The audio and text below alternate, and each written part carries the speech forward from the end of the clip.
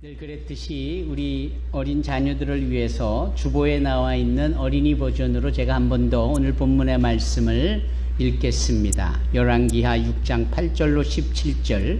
아람 왕이 이스라엘과 전쟁을 할 때였습니다. 아람 왕이 신하들과 회의를 하던 중에 말했습니다. 이곳에 진을 쳐야겠소. 엘리사가 이스라엘 왕에게 신부라는 사람을 보내어 말했습니다. 조심하시오. 그곳으로 지나가지 마시오. 아람 사람들이 그리로 내려가고 있어. 이스라엘 왕은 엘리사가 말해준 곳에 사람들을 보냈습니다. 그리고 그곳을 특별히 잘 지키게 했습니다. 엘리사가 그렇게 알려주어 미리 방비한 것이 한두 번이 아니었습니다. 아람 왕이 그 일 때문에 화가 났습니다. 그가 신하들을 불러놓고 말했습니다. 우리 가운데서 이스라엘 왕과 내통하는 사람이 도대체 누구요? 신하들 가운데서 한 사람이 아람 왕에게 말했습니다. 내 주 왕이시여. 그렇지 않습니다. 그런 일을 하는 사람은 이스라엘의 예언자 엘리사입니다. 그는 왕이 침대에서 하는 말까지도 이스라엘 왕에게 알려주는 사람입니다. 왕이 말했습니다. 가서 그 사람이 어디 있는지 알아보시오. 내가 사람을 보내어 그를 붙잡아 오겠소. 신하들이 돌아와서 왕에게 보고했습니다. 그는 도단에 있습니다. 그러자 왕이 말과 전차와 큰 군대를 도단으로 보냈습니다. 그들은 밤에 그곳에 이르러 그 성을 에워쌌습니다.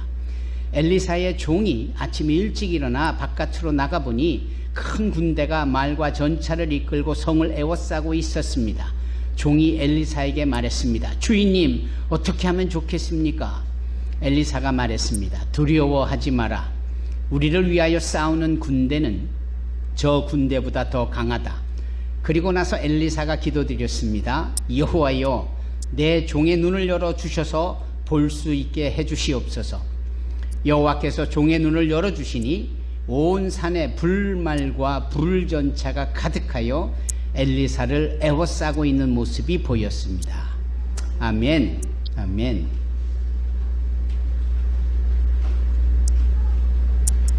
미국 사람들이 특별히 결혼을 앞둔 젊은 처자들이 하는 셀레모니가 거의 비슷한 게 있습니다.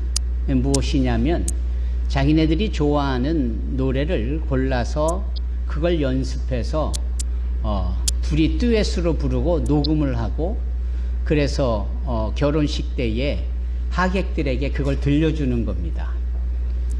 그럴싸하지요? 예. 파티가 오래 진행되어지니까 이런 프로그램 저런 프로그램 중에 하나인데 그게 가장 핵심입니다. 그러면 이 젊은 남자와 여자가 사랑을 해서 이제 결혼을 골인하게 되어지는 이 즈음에 그들이 가장 즐겨 부르는 노래가 있다면 무엇일까요? 별게 다 궁금합니까? 그러나 들어볼만 합니다. 우리가 학창시절에 좋아했을 법한 이 가수 중에 카펜터즈라는 오누이 가수가 있었습니다. 우리나라에 현이와 덕이가 있듯이 미국에는 오래전부터 이 카펜터스 남매가 노래를 불렀어요. 아시는 분은 잘 아실 겁니다. 그 두 오누이가 부른 노래 중에 We Only Just Begun to Live 이라는 노래가 있습니다. 이제 우리가 막 살기 시작했다. 구태여 제목을 불러보면 그러는 겁니다. 우리가 이제 막 살기 시작했다. 그러니까 내가 사랑하는 남자를 만나고 사랑하는 여자를 만나서 결혼을 하게 되니까 이제 제대로 사는 것 같다. We only just begun to live. 이제 막 살기 시작했다. 이런 고백을 하는 노래입니다. 그 노래를 이 신혼부부들이 많이 부르는 겁니다. 그러면 그런 노래를 부르는 사람들의 노래 속에서 불현듯 드는 생각은 그럼 지금까지 살아온 건 뭔가? 그럼 지금까지는 살고 있는 것이 아닌가? 그냥 소위 존재한 것이었는가? 그렇지 않고서야 이 결혼을 했다라는 이 자체로 이제 제대로, 이제 분명히, 이제 실제로 살게 되었다라고 좋아라 노래하는 이유가 그것이 아닐까? 여러분 어떻게 생각하십니까? 여러분 이 노래와 이와 같은 풍습 속에서 우리가 볼 수 있는 것은 이런 겁니다. 사람들이 살기는 살고 있어도 정말 스스로 내가 제대로 살고 있다라고 생각하고 있지는 않는 것 같습니다.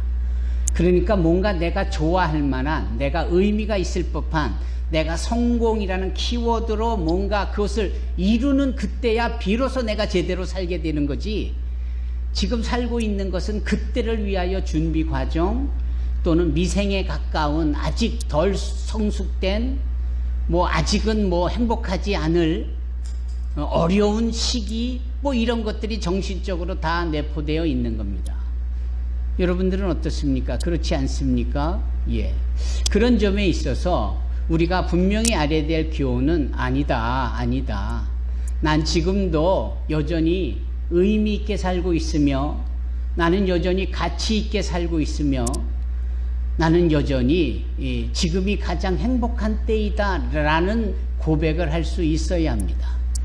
뭔가 내가 이루려 하는 것이 아직 이루어지지 않아도 여전히 나는 행복할 수 있고 여전히 나는 만족할 수 있고 여전히 부족함이 없다라고 느껴지는 이게 우리에게 필요한 겁니다. 성공이라는 키워드가 이루어지는 그때는 그때고 그것을 위하는 준비 과정이라도 그 과정 속에 너는 여전히 만족함이 있고 나는 여전히 행복할 수 있어야 된다라는 거예요. 그러나 현실은 대부분의 사람들이 그러한 부분의 과정 속에 이루지 못한 것들에 대한 자기가 가치 있다라고 여겨지는 것들이 아직 소나기에 주어지지 않는 한 심지어는 내가 살아있다라는 표현조차도 안 한다라는 겁니다. 그게 말이 됩니까, 여러분? 그래서 항상 우리 주변에 지금 여기서 나의 삶 속에서 아직 채워지지 않는 부분이 있다 할지라도 여전히 내가 기대했던 것이 이루어지지 않는다 할지라도 여전히 그것 말고도 가치 있는 삶을 인식하고 행복하다라고 말할 수 있어야 하고 그렇게 믿어야 하고 그렇게 행복하다라고 살 수 있어야 합니다. 여러분 시편 23편 이장로님 외우셔서 낭독도 해주셨는데 이게 다윗의 시편으로서 정말 유명한 그래서 예수를 믿는 자든 예수를 믿지 않든 교회 안에 있는 자들이건 교회 바깥에 있는 자들이건 좋은 사람이건 악한 사람이건 대부분 알고 있는 하나님의 말씀 중에 하나가 이 시편 23편입니다. 서부 영화를 보면 갱들이 말입니다. 서로 총질을 하고 사드에서 몇 명 동료가 죽자 이 악한 갱들이 그 죽은 동료를 땅을 파서 묻고는 서로 눈치질을 하면서 기도하라라는 거예요. 근데 이 악한 자들이 교회를 나가본 적도 없고 그런데 그 중에 한 사람이 이 시편 23편을 어떻게 알아서 외우는 겁니다. 그랬더니 모두가 다 숙연해지는 모습을 저는 지금도 기억합니다. 그 시편 23편 사족이 길었습니다만 이 시편 23편의 1절이 어떻게 기록이 되어 있고 선포되어져 있던가요? 여호와는 나의 목자시니 내게 부족함이 없으리로다. 이 시편 23편의 시작이 다윗 왕의 위대한 고백으로서 하나님은 내게 부족함이 없다 이런 고백이에요. 바꿔 말하면 지금 나는 모든 것을 다 만족하고 모든 것을 다 풍성히 누리고 모든 것이 다 흡족하고 모든 것이 다 행복하다 이런 얘기입니다. 그래서 던져지는 질문은 이거예요. 다윗이 이 시편 23편을 기록하고 고백했는데 다윗이 어느 때에 그 시편 23편을 기록했을까? 이게 명확하지가 않은 거예요. 이걸 정확하게 누구도 장담하며 얘기할 수가 없는 겁니다. 그러면 다윗이 얼마나 파란만장한 삶을 살았느냐고요? 첫째, 그는 위에 형들이 많았는데 그 당시 그곳의 문화와 풍습대로 굳은 일은 이 막내가 하는 거예요. 우리하고는 좀 사뭇 다르죠? 이 막내 동생이요 그 집안의 막내 아들인 이 다윗이 형들을 대신하여서 그 들에 나가서 양을 치는 겁니다. 아버지 이새의 양을 치는 거예요. 그러니까 어려서부터 노동에 또 가사일에 실제적으로 투입이 되어지고 보내졌다 이런 얘기입니다. 그 다윗이 어린 나이에 얼마나 힘들었겠어요. 양을 공격해오는 이 이리떼라든지 늑대라든지 심지어는 사자와 곰이라고 표현하기까지 한 이런 상황에서 양들을 보호하려고 그 어린 젊은 이 다윗이 얼마나 애썼겠느냐고요. 그런데 혹시 그렇게 힘들 법한 그 상황에서 다윗이 여호와는 나의 목자시니 내가 부족함이 없으리로다 이렇게 고백은 하지 않았을까요? 어느 날 사무엘 선지자가 느닷없이 찾아와 이 아들이 이스라엘의 왕이 될 것이다 하고 공식적으로 다윗의 머리에 기름을 부으며 왕이 될 것을 신탁했을 때, 그때 혹시 다윗이 기분이 좋고 거봐 내가 이러한 삶을 살 줄 알았어 라고 하면서 여호와는 나의 목자시니 내가 부족함이 없으리로다 이렇게 고백을 했을까요? 그런데 왕이 되기는커녕 현재 왕인 사울이 다윗을 얼마나 괴롭히고 죽이려고 하는지 정말 살려고 도망쳐야 했습니다. 시편 전체에 흐르고 있는 다윗의 이 피곤하고도 처절한 살려고 몸부림치고 발버둥치는 노랫말이 여기저기 흩어지는데 그 중에 앞권이 시편 34편이에요. 살려고 미친 척하는 모습이 있잖아요.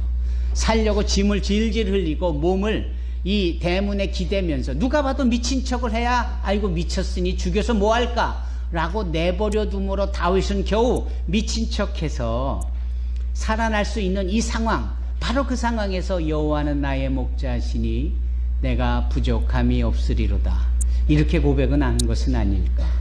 참 타이밍이 때가 너무나도 중요하겠죠. 마침내 그가 이스라엘의 왕이 되어서 왕의 보좌에 앉고 주변 국가를 평정하고 전무후무한 위대한 이스라엘의 왕국을 건설했을 때 모두가 그를 찬양하고 송축할 때 그 다윗 왕이 여호와는 나의 목자시니 내가 부족함이 없으리로다 라고 고백을 했을까요?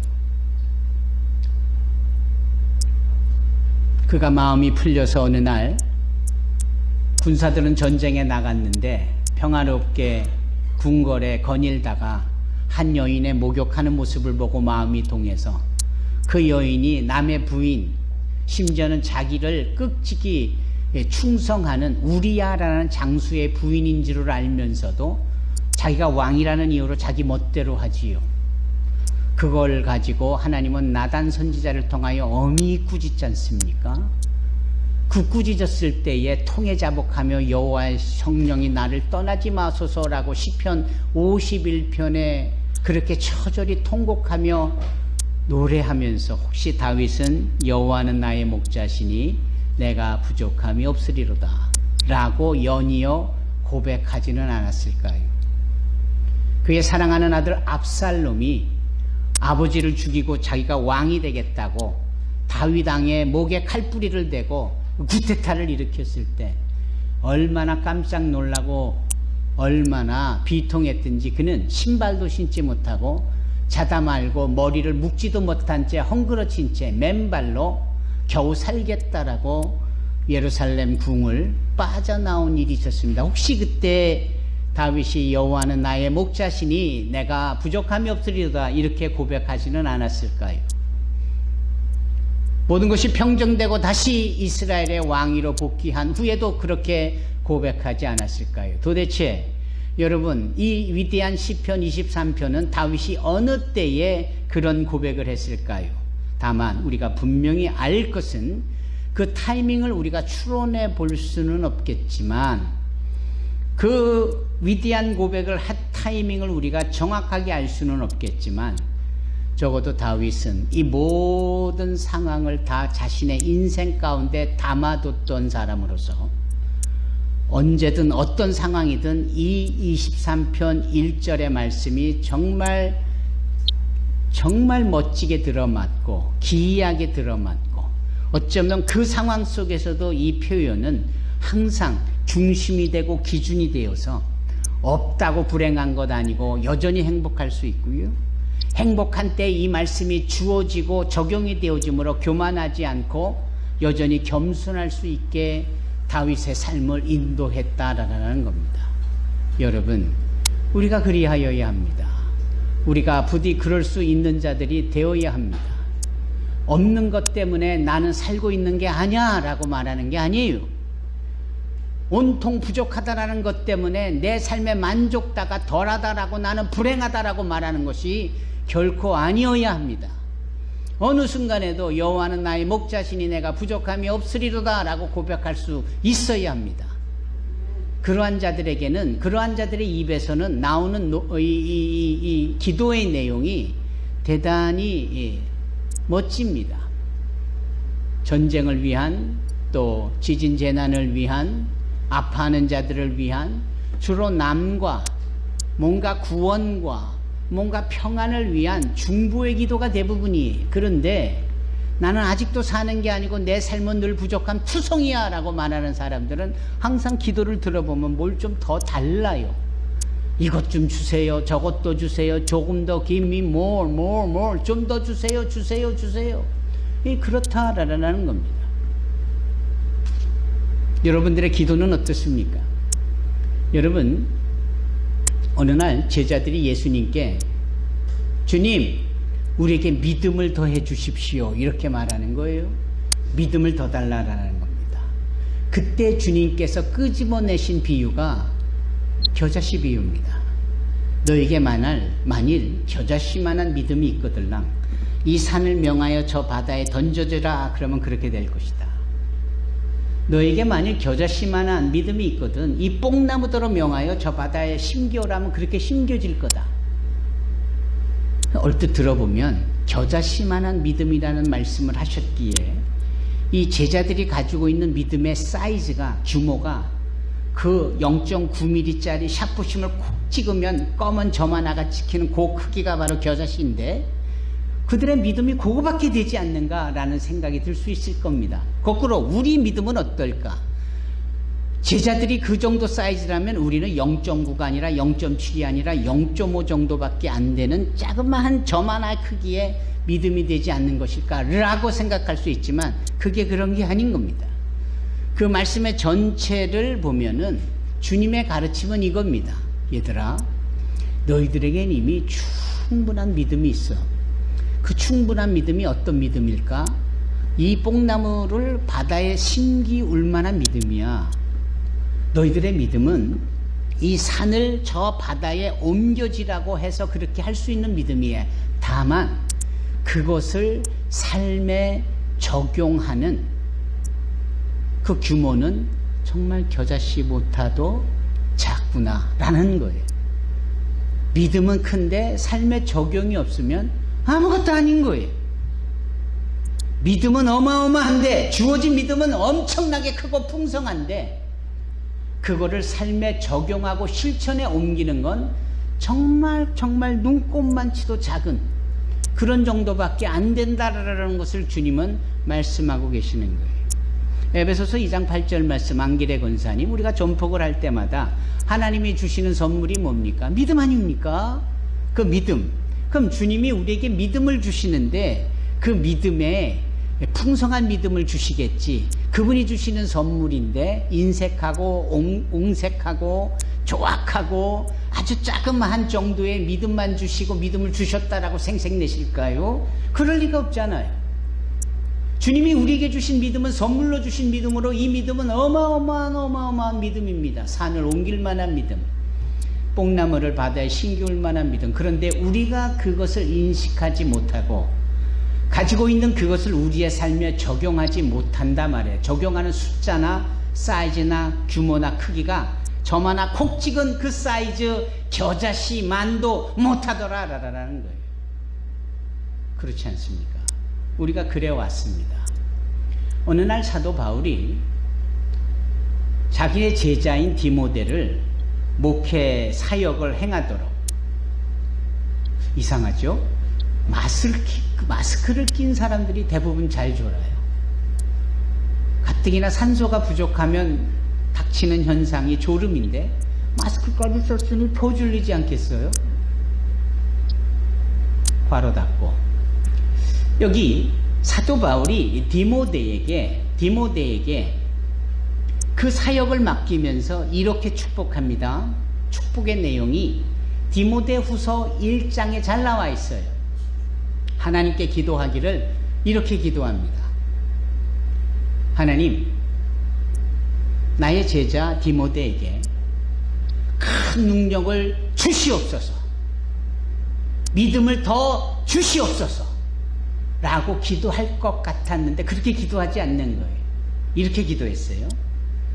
디모데후서 1장 6절에 보면 하나님 이 디모데에게 주신 은사를 즉 선물을 즉 믿음을 부릴 듯하게 해주시옵소서. 여기서 부릴 듯하다라는 이 단어는 사용하지 않고 거기 있다라는 것조차도 인식하지 못해서 그냥 이게 어디에 있는지도 모르는 채 그냥 이렇게 버려진 방치되어 있는 사장되어 있는 이 자체를 발견하고 그걸 끄집어서 사용하는 이게 부릴 듯하다라는 표현입니다. 오랫동안 마시지 않던 커피를 마시려면 그 커피의 설탕이나 커피가 바닥에 컵 밑에 이렇게 깔려 있잖아요. 그래서 그걸 마시려면 한번 휘저어야 되잖아요. 그 휘젓는 모습을 stir up, 이게 부릴 듯하다라는 거예요. 제 제자인 디모데는 이미 하나님께 받을 만한 것은 풍성히 받아져 있습니다. 다만 이 제자인 디모데가 그 사실을 알고 더 많은 것을 요구하기보다 이미 갖춰져 있는 것을 가지고 충분히 활용하여 목회하고 사역하고 선교할 수 있도록 해주시옵소서.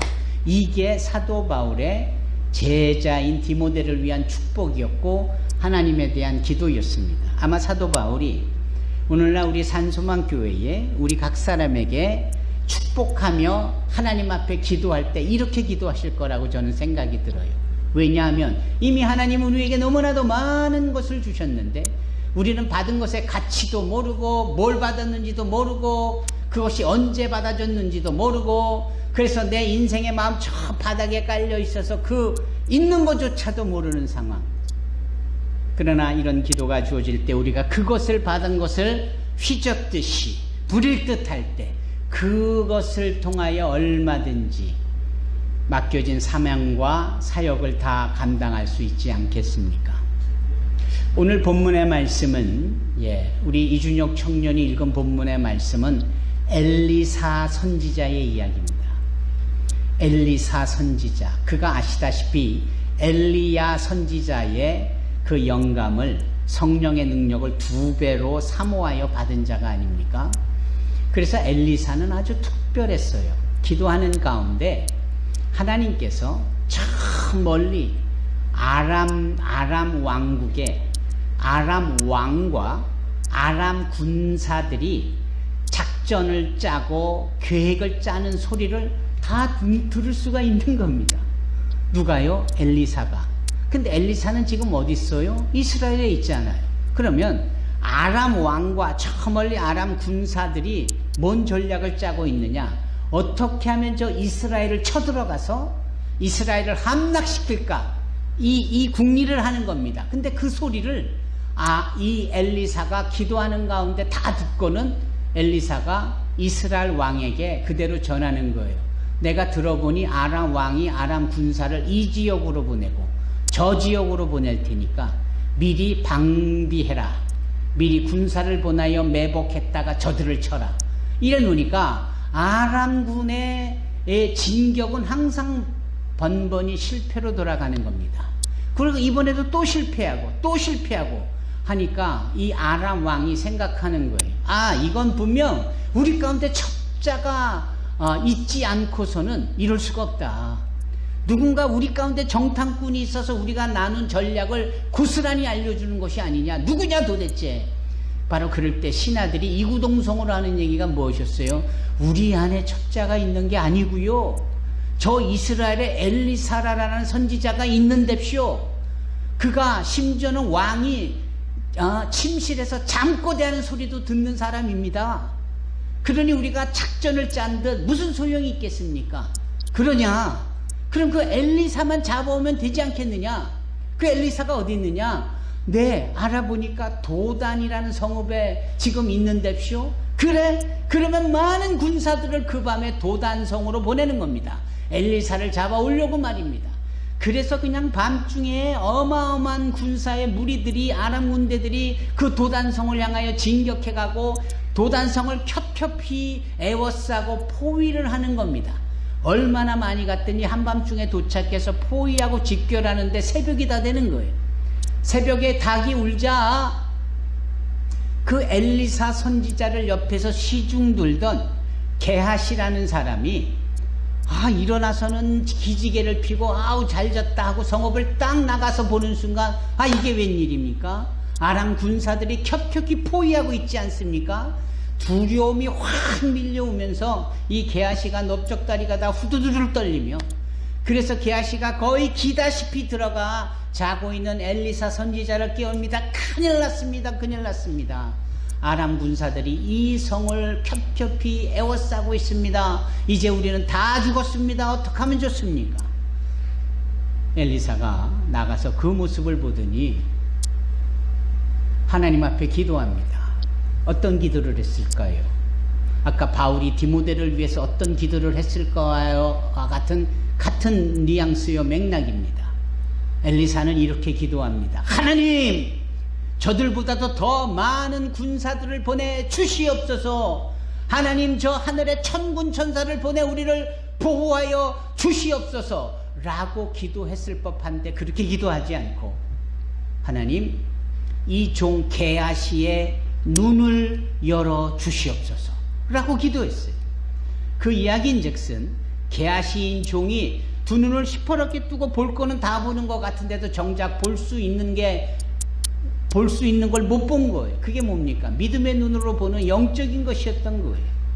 그래서 그 기도가 끝나자마자 게하시의 눈이, 영적인 눈이 확 열리는데, 세상에 그 눈앞에 펼쳐진 것은 이 땅바닥에 이렇게 포위하고 있는 아람 군사들보다도 훨씬 더 많은 하늘의 천군 천사가 불병거와 불마차를 타고 온 하늘에 가득히 있는 것이 아닙니까?